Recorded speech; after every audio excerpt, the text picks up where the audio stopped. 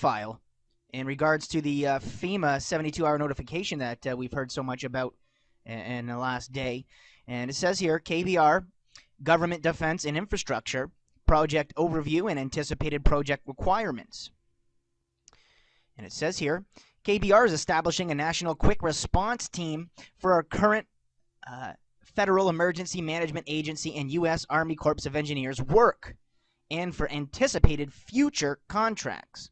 Upon completion of evaluation, certain subcontractors may be invited to establish a master services agreement with pre-established lease rates and terms and conditions. The continental U.S. will be broken up into 5 regions as indicated in the map below. Services will be required in each state within each region. And you can see here, I know most of you are probably already familiar with the FEMA regions, and you can see here the green number 1, the yellow number 2, the brown number 3, 4 and 5 here.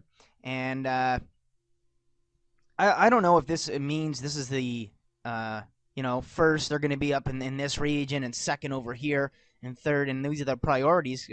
I'm just speculating here, but if that's the case, then it would seem that, along the New Madrid and up into that fault line I've been talking about, that it extends from the St. Lawrence Seaway Valley up here and down into through the Great Lakes and down into the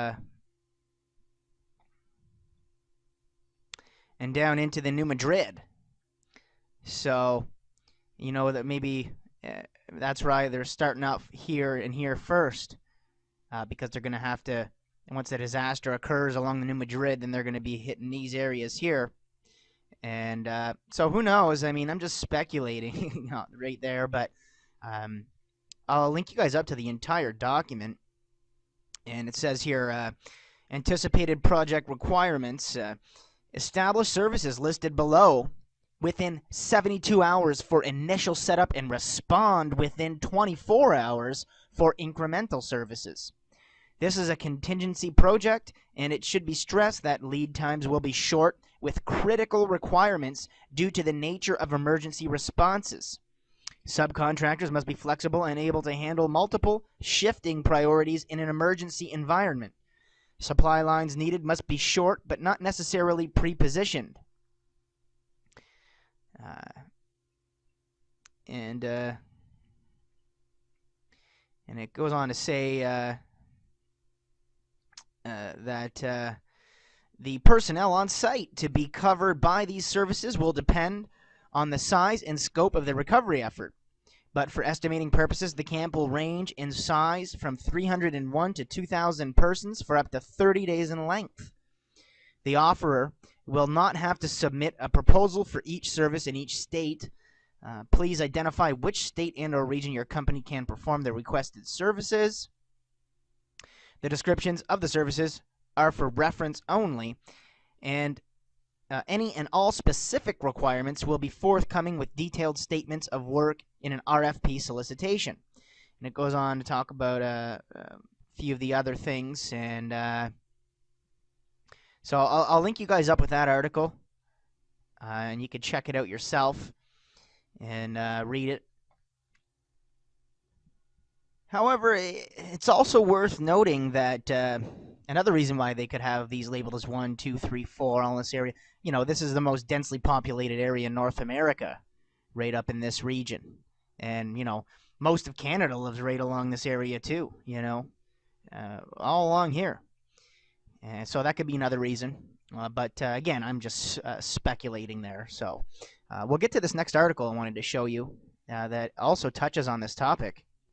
But before I do, I just want to say, if you haven't seen the videos or heard about the National Defense and Authorization Act, or the NDAA, where the government says they can go round up people and without charge or trial and haul them off and imprison them. And I also posted much mainstream coverage within the last year talking about how Obama and the Obama administration had been pushing for this prolonged detention. So I'll link you up with this article anyways, and I'll get to the next piece here. Okay. Okay. This article here is from the Intel News Network, or the IntelHub.com. Sorry. And the title reads Fed interest in food storage facility connected to FEMA Executive Order 10999. And if we go on to read here, it says on Thursday, Stuart Rhodes of Oath Keepers posted a bulletin on the organization's blog reporting on federal agents demanding a food storage cannery in Tennessee turn over customer lists so they might discover who is purchasing bulk storable foods and storing it at the facility owned by Mormons. So why do they want to know who's storing food? Oh, and if you remember, I just passed a bill, or I didn't pass it. Sorry, I just posted a video. I meant to say, talking about how in the NDAA bill, if you have 7 days or more of food stored, that you could be considered a terrorist, and that's actually in the bill. And Rand Paul even talks about that in one of his speeches, or one of his addresses, I should say. And it says, as Rhodes notes, it is part of Mormon church religious doctrine to store food for hard times and emergencies. Church doctrine states that each family store a year's worth of basic dry goods along with 3 months' worth of store-bought canned and boxed foods.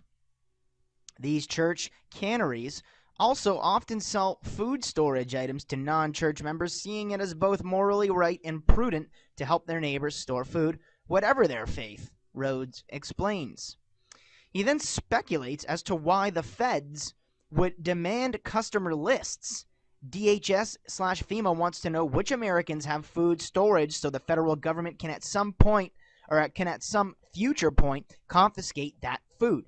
Just as with lists of gun owners, compiling such lists is the first step towards future confiscation, he writes. And it says here, in fact, the government codified the concept of food confiscation and redistribution when President Kennedy issued Executive Order 10999 on February 16th, 1962. And it goes on to say 10999 was one of several executive orders signed by Kennedy under the rubric of national emergency that extended extrajudicial power to FEMA, including the ability to control communications, energy, food, fuel, farms, transportation, highways, railroads, inland waterways, and seaports, health, education, and welfare. Oh, so all they got to do is create a disaster and they control everything. Like they don't already. It'd just be a heck of a lot easier if they could just implement, martial law, or so to speak, and just have the military come in and enforce everything. It's starting to get sickening. Anyways, the EO also allows FEMA to organize citizen work brigades under government control and undertake the relocation of the population. So they can relocate people and organize citizen work brigades under government control, which is almost similar to what we have right now, actually. And it says 10999 also gives FEMA the authority to control all public storage facilities. On June 3rd, 1994, President Clinton consolidated all previous FEMA executive orders into one all-encompassing order, number 12919. As many have noted, FEMA is not an emergency agency. It is a martial law agency. It is often referred to as the secret government of the United States. It is not an elected body. It does not involve itself in public disclosures, and it even has a quasi-secret budget in the billions of dollars. And I've heard a lot of people say that FEMA is just another Nazi, another extension of the Nazi regime to carry out, these FEMA camps and, well, probably a little bit of genocide as well. And who knows, man? I'm just speculating there, but from all the stuff I'm hearing and reading and seeing, this is getting to be some alarming not only legislation that's being passed, but the actions they're taking as well, and the rapid rate at which it's occurring is also kind of worrying. But it's not about living in fear, people. I mean, She can't stop they're going to do what they're going to do, and all you can do is be the best person you can be and live your life the right way and get saved by God. Because in the end, these people are going to pay for everything they do. And I assume the only reason they're even carrying out with it is because they're deceived. Deceived by, you can call it evil spirits, if you will, or Satan, or whatever you want to call it. But they are deceived because the world shouldn't have any of this type of behavior in it. And the only reason it does is because, like I said, we were corrupted along the way. You know, it's not aliens didn't come and create us. That's what they're going to tell you with the whole New Age movement and everything like that. And basically, it wasn't like that at all. What it was is fallen angels corrupted and manipulated us along the way, and either did something to our DNA or whatever it may have been, but they manipulated us. Anyhow, kind of getting off topic here. But this government organization has more power than the President of the United States or the Congress, it goes on to say. It has the power to suspend laws, move entire populations, arrest and detain citizens without a warrant, and then hold them without trial. It can seize property, food supplies, transportation systems, and can suspend the Constitution. If we take the above into consideration, it makes sense that the feds would be interested in keeping track of facilities storing food supplies. So there you have it. I'll include everything that I showed you in the links below.